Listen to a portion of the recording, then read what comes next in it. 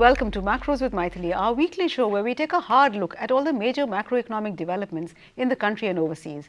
Well, the budget has been top of the mind all of last week, but with yet another International Women's Day coming up this weekend, on March 8th to be precise, this is perhaps the most opportune moment to discuss a notable omission in the budget, gender budgeting.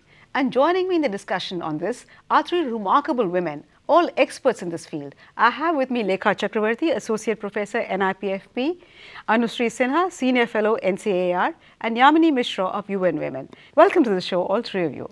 Yamini, if I may start with you, gender and sex are often used very synonymously, but for the benefit of viewers, can you tell us what really is the difference between gender and sex? Is there a difference, or is that all too old-fashioned, and is there a different way of looking at things now?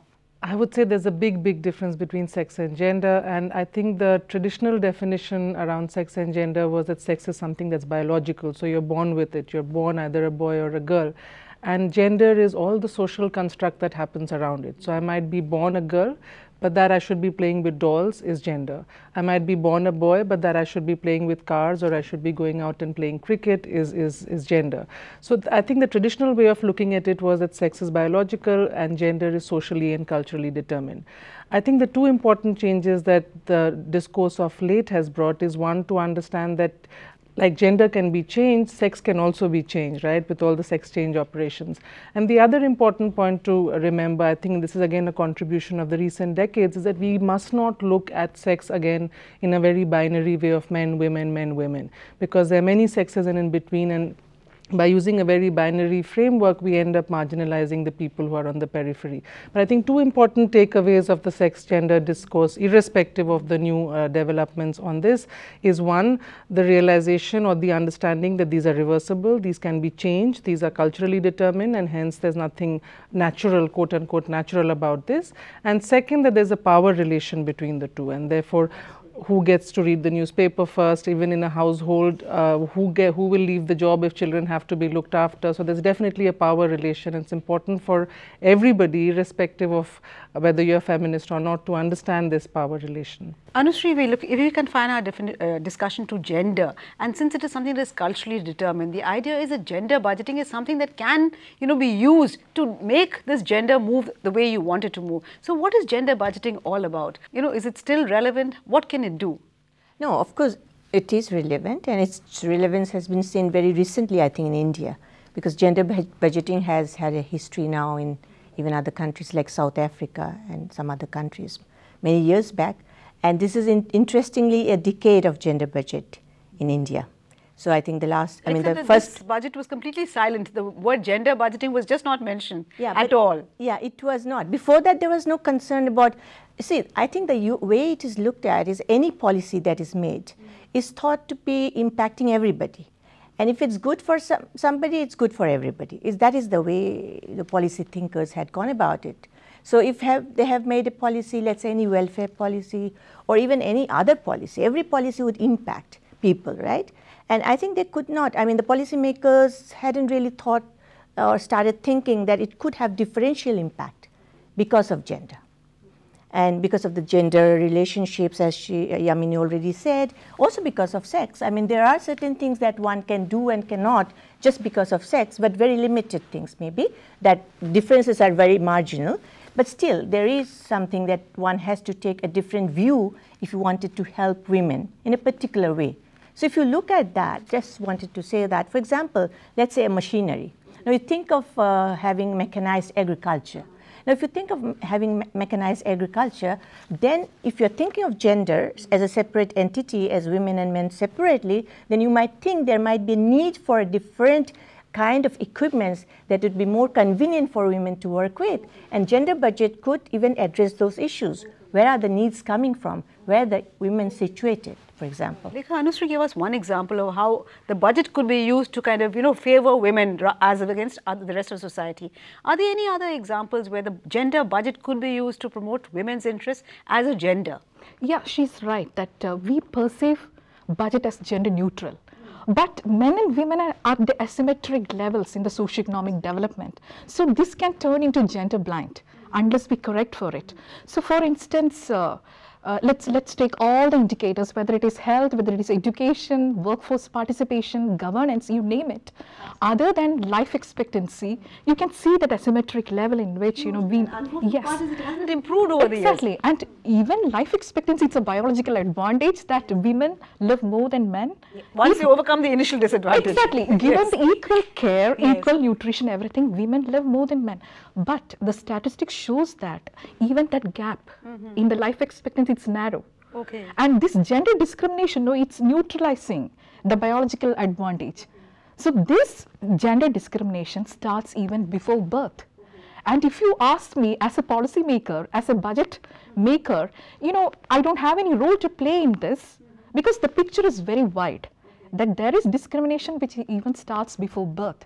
Sure. So but what can the budget do to kind of with that small brush, with that small tool in this big arena, what we can play is what gender budgeting has to do.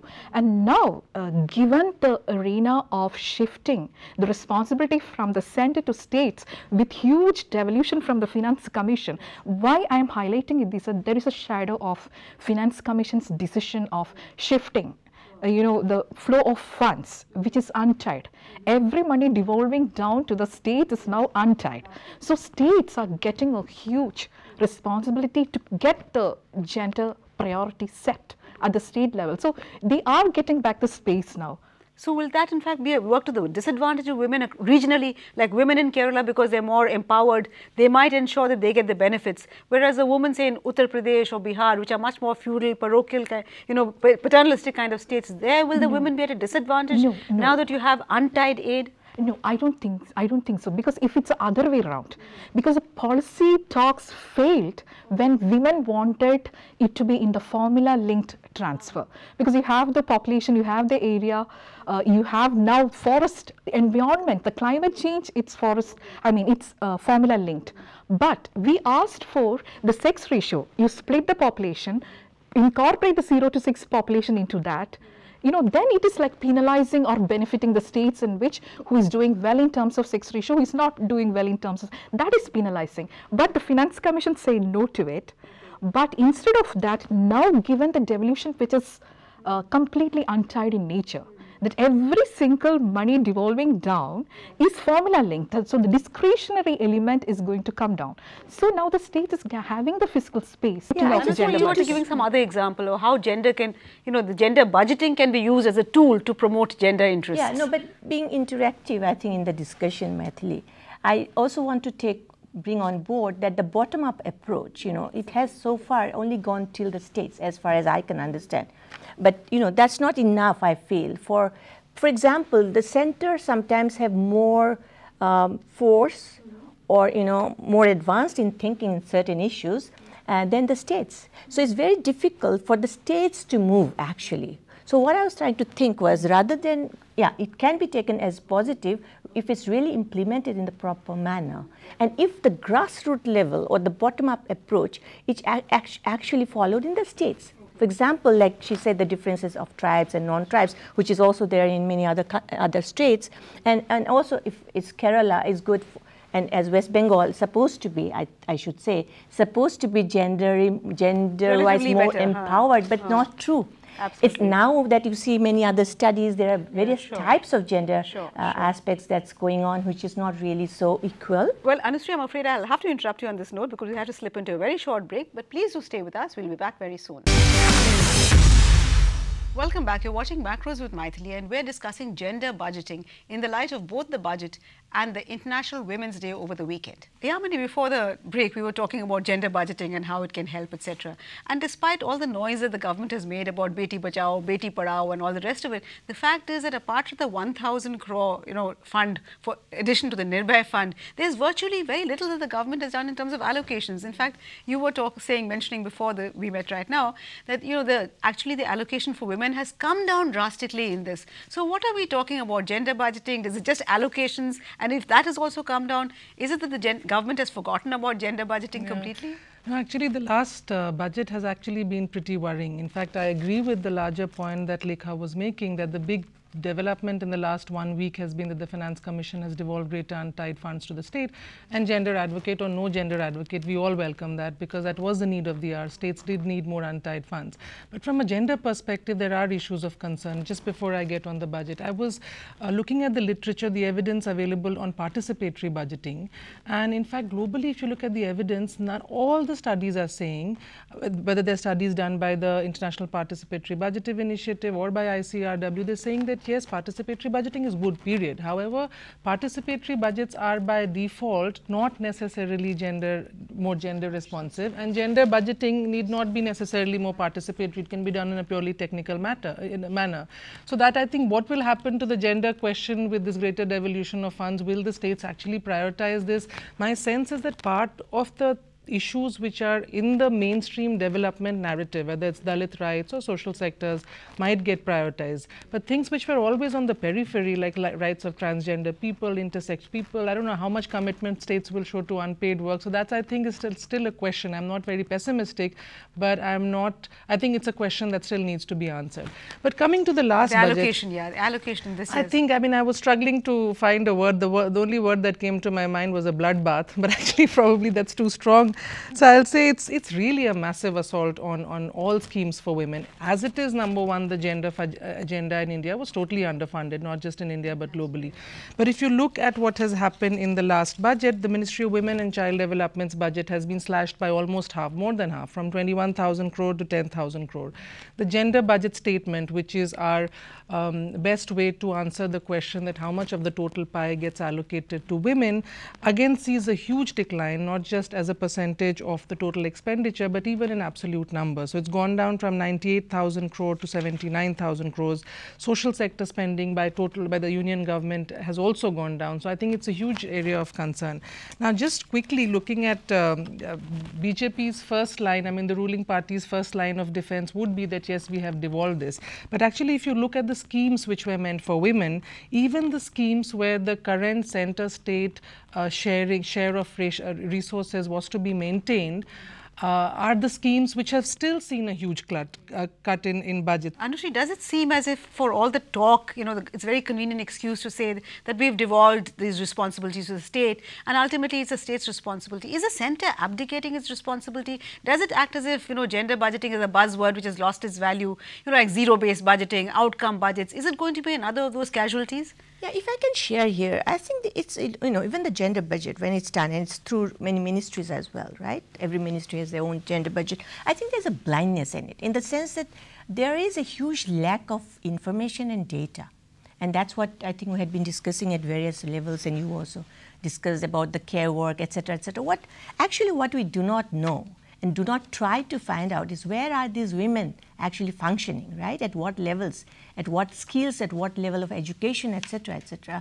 And then without having any clue on what's going on there, you just sort of allocate budget. Of course, Lekha might say more about how actually it's been done, but what I'm trying to say is, as I see overall in a macro picture, what I see is the kind of women participation and the kind of budget allocations, they're never at, they're not women contribute much more to the GDP than they get by way of any kind of budget allocation. Yeah, and I think so. It needs to be pointed out to the government. But Lekha, if I can just turn to you, Anushree just talked about how it's been 10 years of gender budgeting in India. Have you seen any improvement in the status of women courtesy this gender budgeting? What has happened, this gender budgeting statement, I know this in and out because it was designed by the Ministry of Finance, then Chief Economic Advisor, Ashok Lahiri, and I worked with him. And I can feel that it's completely, I'm crucifixed for this. Oh my. Because it is not confined to the budget statement. Because once a page is opened in such a gender neutral budget document, that was a struggle to get the word gender into the budget. But once it is opened, everything is just confined to the statement. So that time we called it's a gender budget statement. It's a statement in all sense, but it's just focused only on a table, like specifically targeted programs for women, maybe 1%, 2%. So the rest of the budget, how you apply a gender lens. So such kind of discussion just got diluted. So we focus on this table now. So it's a sin, I think. We focus on this table now, and our debates are just confined to this. But it was a gender, it was a promising framework. In 2000, when Chief Economic Advisor, in 2004, when he was taking, because that time, deficits, inflation, interest rate, when you talk gender, what are you talking about? Absolutely. That time. So from there, if you ask me a delta X, there is a delta X, there is a change. But what has happened? It's just confined to the specifically targeted programs. Absolutely, Lekha. But I'm afraid on that note, we have to slip into another very short break. But please do stay with us. We'll be back very soon. Welcome back. You're watching Macros with Mythili, and we're discussing gender budgeting, particularly in the light of the International Women's Day over the weekend. Yamini, before the break, Lekha was talking about how it's been such a struggle to get gender budgeting even into the public mainstream, as it were, in terms of government officials, etc. And she was saying that we've made very little progress. It was a struggle to get it in, but after having got it in, we really achieved very little. I think you have a slightly different take, or do you agree with her entirely on that? I think I want to come to the defense of the gender budget statement, which is something that NIPFP and Lekha directly contributed to. I think it's a useful instrument, because if you look at any particular budget, the first question that comes to your mind is what's there for women, right? And how do you assess even the basic question of what does the government allocate, let alone spend on women? And the only way we can answer that question is to go to the gender budget statement. So there are problems with numbers which the government is trying to correct, but I think it's a very useful first step. But as Lekha mentioned, I think the problem began because we never moved beyond the first step. So I think it's a useful tool to have. The allocations kept coming down. How did it really help? Yeah, so coming to the 10 years of GRB in India, I think the one big question that we need to ask is what really has happened. I think the first obvious question should be, have allocations for gender equality moved up? Have allocations for women's rights moved up? Do we prioritize it in terms of budgets? Unfortunately, the answer there is not very positive. Even if you go by the own gender budget statement, the allocations were stagnating for various years. The numbers of ministries that were reporting were by and large showing a stagnating trend, and this year it's actually gone down. But I think there are other important questions also to ask. I think the second important question to ask should be, has gender budgeting served as a useful tool for gender mainstreaming? And I think there it has, because you see, even in many ministries which were earlier claiming to be gender neutral, like Ministry of Telecommunications, Ministry of Overseas Indian Affairs, I was there in the first meeting with Ministry of Overseas Indian Affairs, and they were saying, our business is foreign policy, what do I have to do with gender? But now you see, even they have started a small initiative, a small scheme to address the specific needs of women when they're abroad and if they're experiencing violence within their home. So I think it has served as a useful tool for gender mainstreaming.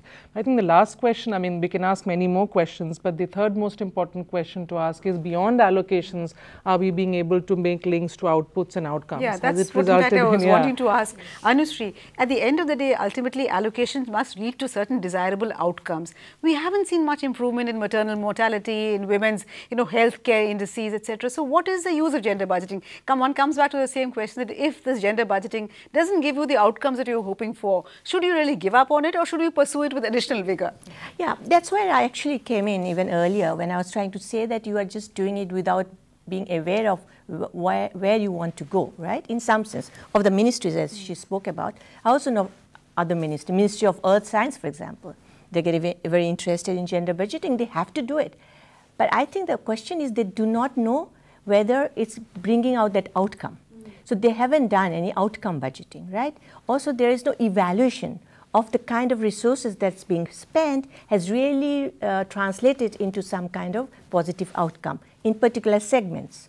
So that work hasn't been done. There is no thought about it as of now as much. I mean, not in a big way. I think there are pockets of thoughts, and I think that's interesting, and in some sense that awareness has come up. I think we also need partnership with other kind of institutions, and for example with the NSSO or other data collecting agencies, where we do not have information about where women are actually and where you need the resources, mainly because women are in very low paid, usually. Not only low paid, and informal as well. Can turn to Lekha, one of the problems, we've just seen the CSO revise GDP estimates in one way, but the entire issue of unpaid work for women, I think it's only the Scandinavian countries who have started taking it into GDP. Whereas if you look at the amount of work that women do in India, all of which goes completely under the radar. So can we hope for CSO to someday wake up to the reality of how much women really contribute in terms of productive work? What is your take on that? 2 points, Mythili. One is this 8%. I wish this data is true. Okay, so do we all. Yes, but the thing is that and if we include women, how much more will it be? 12%? No. We don't include, Yes, because no, if we include, I said if we were to include. No. We don't want You to save include. money actually. 8% growth is fine, but our thinking is that when an economy grows in terms of GDP, human development is done. Gender sensitive human development is done. That thought is not right. Okay. So we go one step ahead. And this GDP is also quite not right, because if you look at the economy, you can have this market economy in which 8 hours you go and work and everything is monetized. 24 hours minus 8 is your unpaid care economy. And most villages in India, the women work close to 18, and this is 20 hours. economic activity. But our macro policy makers, they confine only to the market economy. They are not, giving importance to what's happening in the not monetized sector. But my take is that if we incorporate this care economy as well, the overall economic well-being is going to increase. Absolutely. But it is so skewed to the market economy. Absolutely. This is ignored. One last quick thought on what would you like to see in gender budgeting in next year's budget that you think will make a difference? Infrastructure, of course. I'm not telling that it's the commanding heights of Indian economy. We may call this gender, health and all seemingly soft things, but infrastructure, rural and urban. Targeted women. Targeting women or putting in gender lines, because NREGA, the employer of last resort when government came with such programs, the people were time poor. So we need to have the infrastructure on place so that this time poverty affects income poverty. So if a set of people is kept vulnerable when the economy progresses, so this needs to be tackled. That clearly Second is not the way. Energy policy. Energy policy. On one side we have deficit control. On other side, it's more than malaria. People are dying of the Let me just give Anushree also, let a word in from her also. Anushree, what would you like to see in next year's gender budget? We didn't have one this year, but next year. Yeah. Let's hope we have one.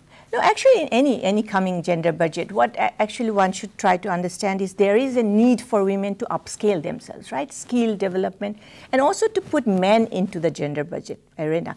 You see, in some sense, what I mean is, as you said, the care work. The care work is helping the market economy. That has to really be recognized. Without that care work, this person would not be able to come and maybe report to the office. That's true. And also, why not the care work be shared? As market work is being shared and more women are getting into the market work, but their care work is not being shared. So there's a double burden, right? So somehow you have to make this people to understand that there is value. Because she talked about gender dividend in some, not so directly maybe, but actually we do have a huge gender dividend.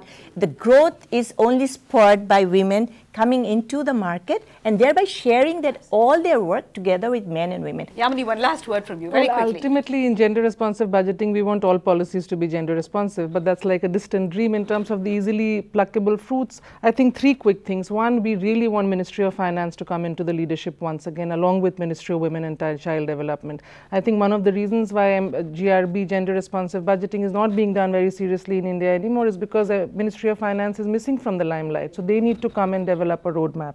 Second thing, as they've said, I really think we need better provisioning for women's paid and unpaid work, including the care work. I think the reduction in the allocations for the already meager schemes that we have, ICDS, etc., is really bad news.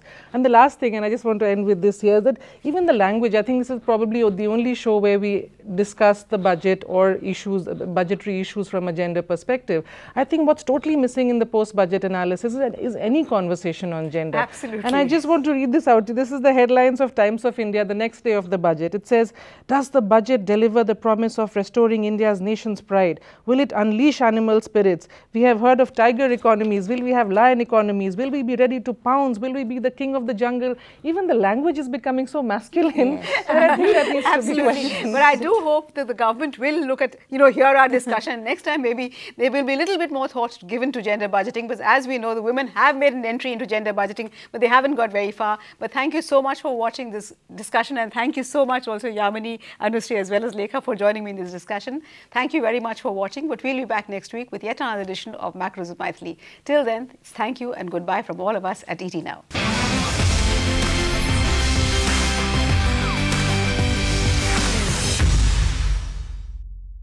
Find us on Facebook at facebook.com/ETNow and don't forget to click the like button. You can also follow us on Twitter at ETNowLive. To stay updated with all our programming, hit the subscribe button on our YouTube channel by logging on to youtube.com/user/ETNow.